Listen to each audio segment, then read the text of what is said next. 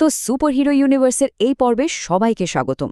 আমরা জানি ক্রিস্টাল আর্থের সেই ভয়াবহ যুদ্ধের পর পুরো মাল্টিভার্স জুড়ে কেমন যেন একটা অদ্ভুত থমথমে নীরবতা নেমে এসেছিল। কিন্তু এই শান্তিটা আসলে একটা ঝড়ের পূর্বাভাস ছিল। চলুন আমরা একসাথে দেখি এই নীরবতার আড়ালে ঠিক কী অপেক্ষা করছিল। মানে চারিদিকে তখন একটা অস্বাভাবিক শান্তি, কিন্তু এই শান্তিটা যে আসলে কতটা ঠুনকো তা কেউ বুঝতে পারেনি। কারণ বাইরে থেকে সবকিছু শান্ত মনে হলেও ভেতরে ভেতরে কিন্তু এক নতুন সংঘাতের বীজ বোনা হয়ে গিয়েছিল।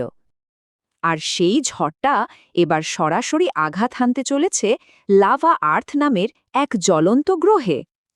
আমাদের হিরোদের জন্য অপেক্ষা করছে এমন এক অচেনা আর ভয়ঙ্কর জগৎ, যেখানে লড়াইটা পৌঁছাবে একেবারে অন্য এক মাত্রায়। গ্যালাক্সি গেট দিয়ে দুই অ্যানিম্যান আর তাদের দল যখন লাভা আর্থে পৌঁছালো, তারা যা দেখল তা ছিল কল্পনারও বাইরে। এটা ঠিক একটা গ্রহ না, বরং যেন একটা জীবন্ত জ্বলন্ত নরক। একবার ভাবুন তো, চারদিকে বইছে ফুটন্ত লাভার নদী, দূরে দাঁড়িয়ে আছে আগুনের পাহাড়, আর আকাশ থেকে অনবরত ছাই আর আগুনের ঝড় পড়ছে। মাটি এতটাই গরম যে পা রাখলেই ফেটে চৌচির হয়ে যাচ্ছে। পরিস্থিতি দেখে তৌফিক দ্য অ্যানিম্যান ঠিকই বলেছিল, এখানে যুদ্ধটা মোটেও সহজ হবে না।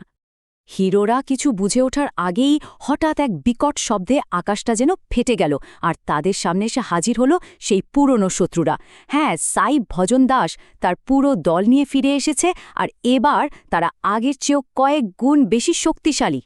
ওদের শক্তি কতটা বেড়েছে সেটা ভাবলেই কিন্তু গা শিউরে ওঠে।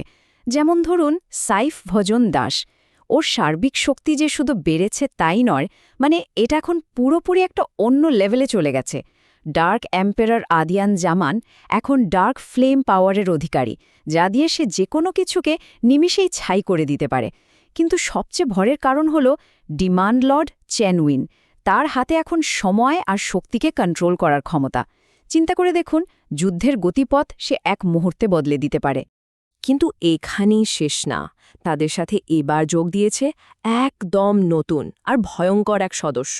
আর ওর আগমন হিরোদের এই লড়াইটাকে একটা দুঃস্বপ্নে পরিণত করতে চলেছে। এর নাম হল ইনফার্নো লর্ড সার্ভিক্স, আগুনের এক ডেমন, যে কিনা লাভাকে নিজের ইচ্ছে মতো কন্ট্রোল করতে পারে, আগুনের ভয়ঙ্কর পশু তৈরি করতে পারে, আর বিশাল বিশাল ম্যাগমা বিস্ফোরণ ঘটাতে পারে। সোজা কথায়, লাভা আর্থের এই পরিবেশটাই ওকে প্রায় অজেয় করে তুলেছে। আর এরপরই যুদ্ধটা এমন একটা দিকে মোড় নিল যা কেউ কোনো দিন কল্পনাও করতে পারেনি। এখান থেকেই গল্পের সবচেয়ে মর্মান্তিক অধ্যায়টা শুরু হয়। আচ্ছা, যুদ্ধের শুরুতে কিন্তু হিরোদের টিমওয়ার্ক ছিল একদম নিখুঁত। ডেমনরা যখনই আক্রমণ করছিল, মেইন অ্যানিম্যান একটা লাভা শিল্ড তৈরি করে সেটাকে আটকে দিচ্ছিল। মাহমুদ তার সুনামি টাইটান মোড দিয়ে ধেয়ে আসা লাভার স্রোত থামিয়ে দিচ্ছিল, আর সার্কিন সোলার গ্যালাক্সি ব্লাস্ট দিয়ে আকাশটাকে পরিষ্কার রাখছিল। দেখে মনে হচ্ছিল ওদের হারানো প্রায় অসম্ভব। কিন্তু ঠিক তখনই সাইফ ভজন দাস সরাসরি মেইন অ্যানিম্যানের সামনে এসে দাঁড়াল।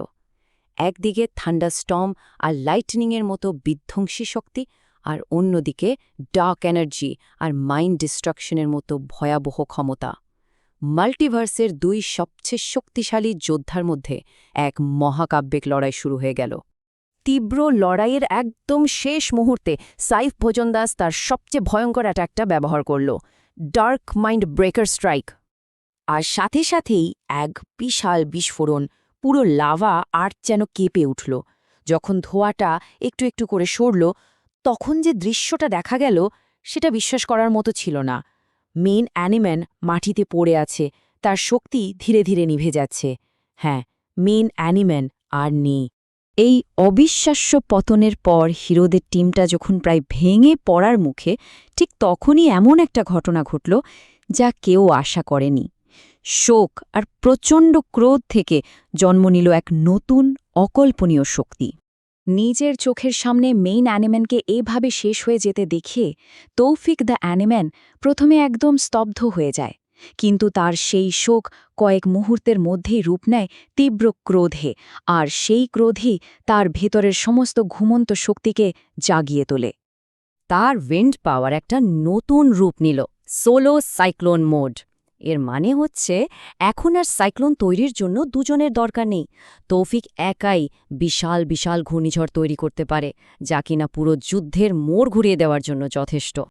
মেইন অ্যানিম্যানের পতনের প্রতিশোধ নিতে এবার হিরোরা একজোট হল, আর তৌফিকের এই নতুন শক্তির নেতৃত্বে শুরু হলো এক ভয়ঙ্কর পাল্টা আক্রমণ।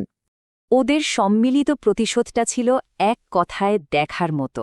তৌফিক তার সোলো সাইক্লোন মোডে সাইক্লোন ড্যাশ দিয়ে শত্রুদের ছত্রভঙ্গ করে দিচ্ছিল, আর সেই সুযোগে সাকিন আকাশ থেকে সোলার গ্যালাক্সি এক্সপ্লোশন দিয়ে আঘাত হানছিল। মাহমুদ তার সুনামি টাইটান ওয়েভ দিয়ে বাকিদের ভাসিয়ে নিয়ে যাচ্ছিল, আর আরহাম মাল্টিভার্স পোর্টাল ট্র্যাপ দিয়ে ওদের পালানোর সব রাস্তা বন্ধ করে দিচ্ছিল। আর একদম শেষে তৌফিক তার সমস্ত রাগ একত্রিত করে চূড়ান্ত আঘাতটা হানল, সাইক্লোন থান্ডার ফাইনাল রেজ। যুদ্ধের এই চরম মুহূর্তে একটা অবিশ্বাস্য ব্যাপার ঘটল। স্বয়ং লাভা আর্থিজালো তার রক্ষাকর্তাকে পাঠাল। লাভার ভেতর থেকে উঠে এলো লাভা গার্ডিয়ান র্যাগনার, যার হাতে পিওর লাভা কন্ট্রোল আর ভলক্যানো ব্লাস্টের মতো ক্ষমতা। কিন্তু ভিলেনদের হাতেও একটা সারপ্রাইজ ছিল।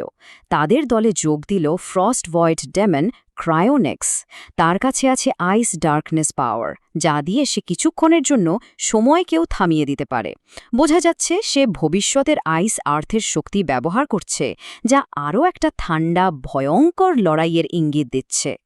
শেষ পর্যন্ত হিরোদের সম্মিলিত শক্তির সামনে ভিলেনরা আর টিকতে পারল না, পিছু হটতে বাধ্য হল। লাভা আর্থের যুদ্ধ শেষ হল ঠিকই, কিন্তু এটা ছিল আরও বড়, আরও ভয়ঙ্কর এক অধ্যায়ের শুরু। পালিয়ে যাওয়ার আগে সাইফ ভোজনদাসের মুখে ছিল একটা ক্রূর হাসি। সে বলে গেল, আজ তোমরা জিতেছ, কিন্তু আমি আরও শক্তিশালী হয়ে ফিরব। তার এই হুমকিটা স্পষ্ট বুঝিয়ে দিল এটা কোনো শেষ নয়, বরং আরও বড় কোনো যুদ্ধের প্রস্তুতি। এরপর একটা পোর্টাল খুলে সাইফ আর তার দল একটা নতুন গ্রহের দিকে মিলিয়ে গেল। দূরে দেখা যাচ্ছিল বরফে ঢাকা এক রহস্যময় গ্রহ, আইস আর্থ। ওটাই তাদের পরবর্তী টার্গেট। তো লাভা আর্থ আপাতত শান্ত। তৌফিক এখন দলের নতুন নেতা হিসেবে দায়িত্ব নিয়েছে, কিন্তু সামনে অপেক্ষা করছে আইস আর্থের হিমশীতল বিপদ। এখানেই আসল প্রশ্নটা আসছে, মাল্টিভার্সকে বাঁচানোর আসল যুদ্ধটা কি তাহলে সবে শুরু হলো? এর উত্তরটা তো সময় বলে দেবে।